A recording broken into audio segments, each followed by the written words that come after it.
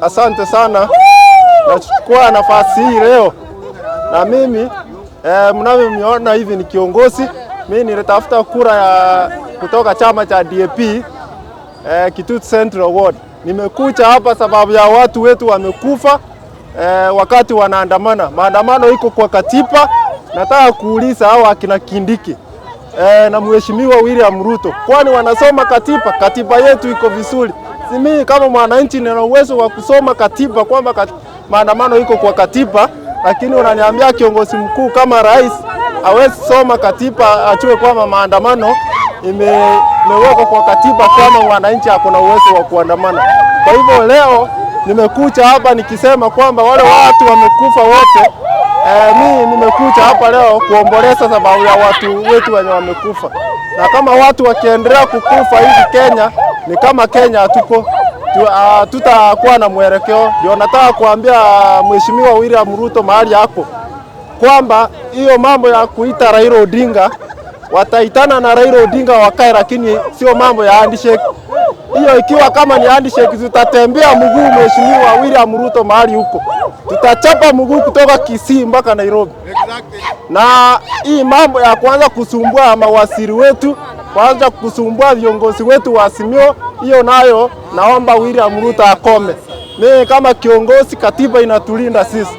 Maaskari wamewekwa Kenya kulinda mwananchi, sio kwanza kutupia mwananchi mwenye amewapa kazi. Mimi kama mwananchi hapa natoa ushuru yangu ili Mheshimiwa William Ruto au mawaziri wote wapate pesa. Wanalipwa pesa zote zenye wanalipwa zinatoka katika mikono ya mwananchi. So wanatakikana kuheshimu mwananchi.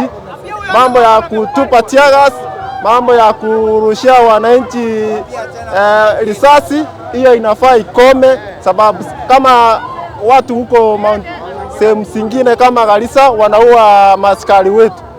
Na hapa Kisii sisi hatuui askari. Sisi tumeandamana kwa amani kama wanaazimio, tukitetea kile tunadai kwamba ni haki yetu yenye iliibwa.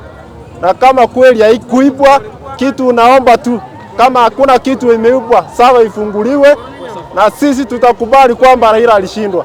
Na kama haitafunguliwa, bado sisi tuko na tutaandamana na tutafanya kazi. Na mambo ya haya ya waziri wetu, mimi niko na uhakika kwamba waziri wetu Bwana Osoro ndiye alituonya kwamba ataleta maaskari Kisii. Angeleta maaskari Kisii watuchunge sisi wananchi, sio kutuua sisi wananchi. Kama kweli wako na haki ya kutulinda sisi kama wananchi, nasema kwamba ile mimi naomba ni kwamba maaskari nao kama William Ruto akona uwezo wa kuwaweka kila mahali. Hii wakati wa maandamano mimi nimefurahia kutembea ndani ya maaskari sababu sijawahi ona ulisi kama huu.